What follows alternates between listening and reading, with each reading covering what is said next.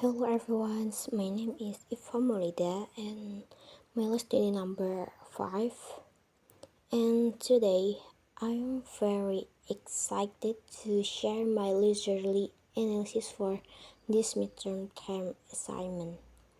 I have chosen a masterpiece that is not only an adventure story but a deep look into nature.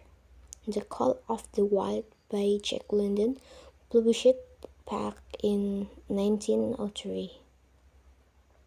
Before we dive into the story, it's important to know that Jack London wrote this based on his own experience in the Klondike Gold Rush.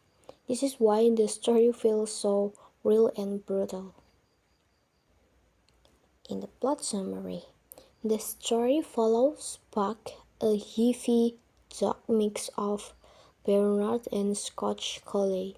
In the beginning, he lives a pampered life in California, but his life changed forever when he is kidnapped and sold into the harsh north. This is where the education begins. Buck is beaten by a man with a red sweater, teaching him the law of club and fang. Basically, he learns that a man with a club is a master to be obeyed, but not necessarily loved. Throughout his journey as a sled dog, we see Buck's incredible transformation. He survives starvation, exhaustion, and cruel masters until he finally finds a soulmate in John Thornton.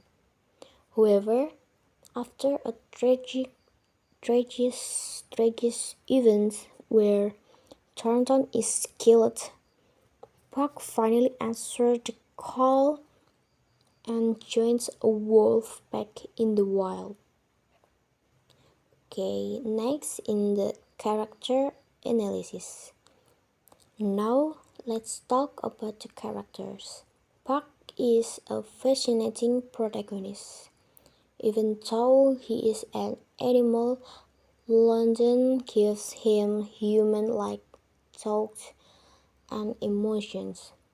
He represents the struggle we all feel between following society's rules and our own primal instincts.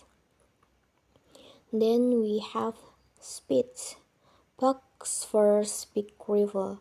Spitz is the embodiment of a deadly leader who rules through fear. Their fight for leadership in one of the most intense parts of the book because it shows Buck transition from a victim to a dominant force.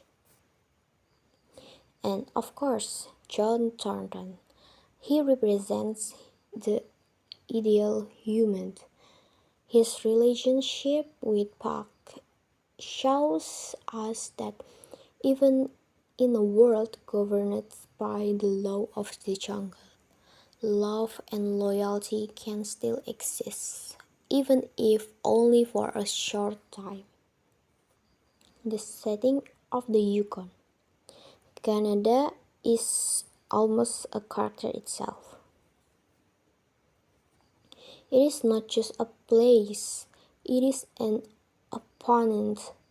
The extreme cold and the silence of the North are essential because they force Buck to shed his civilized skin. If Buck stayed in California, he would never know his true strength. The call mentioned in the title is a very powerful symbol. It represents the ancient wild part of our souls. It's that voice inside us that remembers where we came from before we lived in cities and followed modern rules. It's about returning to our true nature.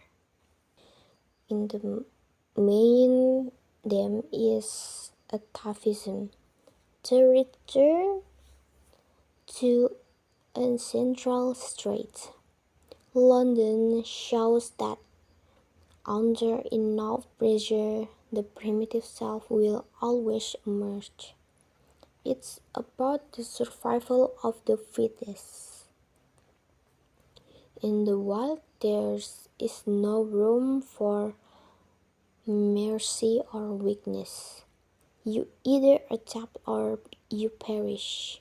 Personally, I love this book because it teaches us about resilience. Buck was taken from his home, beaten, and lost the person he loved, but he never gave up. He found a new purpose. It's a masterpiece that reminds us that no matter how hard life gets, we have an inner strength that can help us survive. I think is that all for my presentations. Thank you so much for your time and attention. Bye bye.